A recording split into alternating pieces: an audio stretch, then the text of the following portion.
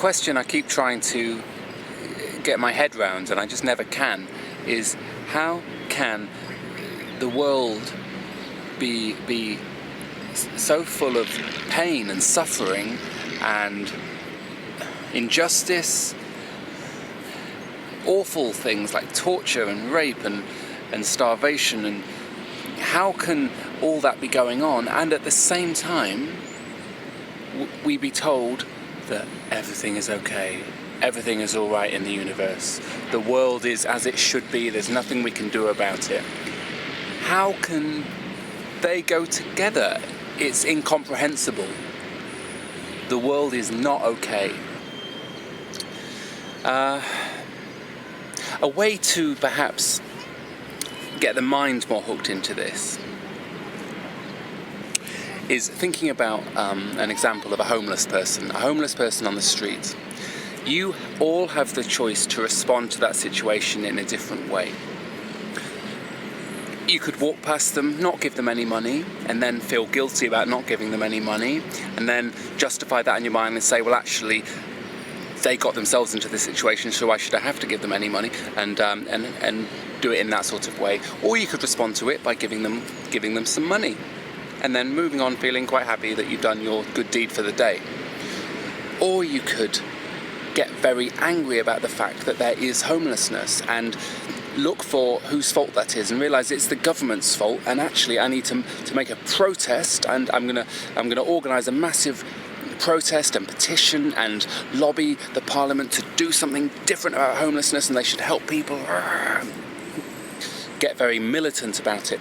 Or another alternative is you could, in a nice calm way, start a hostel for homeless people, so that they can come in and have free soup and get a shower and all these things. You could do that.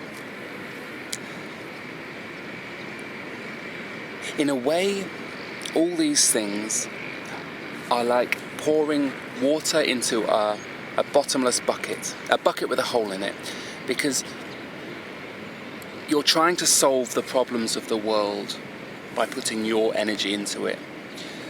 But in the story of the world, the problems are so complicated and so endless, because people perpetuate them themselves, that you can never solve it all. You can never solve it all. But there's another response. There's another response. By moving closer to the truth of who you are, the source of who you are, the God of who you are, and that's done very simply by just enjoying your presence, enjoying your being, and then finding ways to enjoy that even more, and then really enjoying it, and then not listening to your mind when it tries to drag you down, because you know that everything's all right, and then you see things starting to work out for you because you're looking at the world more positively, and then things just keep working out more and more, and you realise that it's a magical universe, and you love being you, and you love this reality, and you absolutely are so full of love and joy, bliss, that you are radiant, absolutely radiant. Like when you see pictures of the Mother Mary in a cathedral and she's got a halo around her, that is you, because you are awake and full of love. Then, when you walk down the street, every person in your vicinity will be,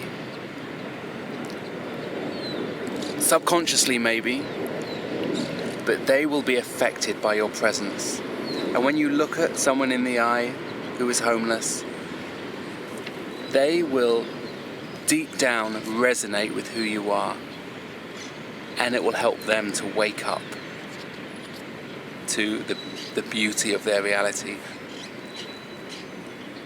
And that spreads, and it spreads like wildfire, because faster and faster humanity is waking up to this.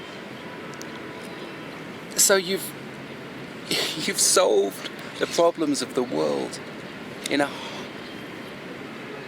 in an infinitely more efficient, more beautiful way, without having any stress or worry or guilt or anger or fury that ideas like the law of attraction don't take into account the suffering in the world. My journey's been reading about non-duality, reading about law of attraction, and I don't really see much difference between them. It all comes down to the fact that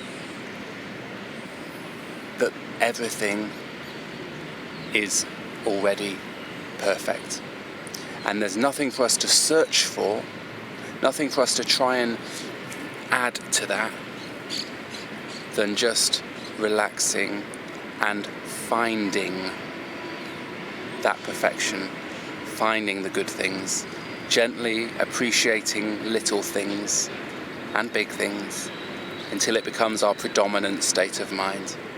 I'm so appreciative of all the teachers. I'm so happy to be here in this moment. This is a lovely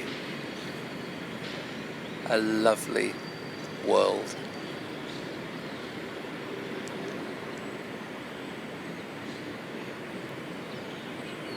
I really love you.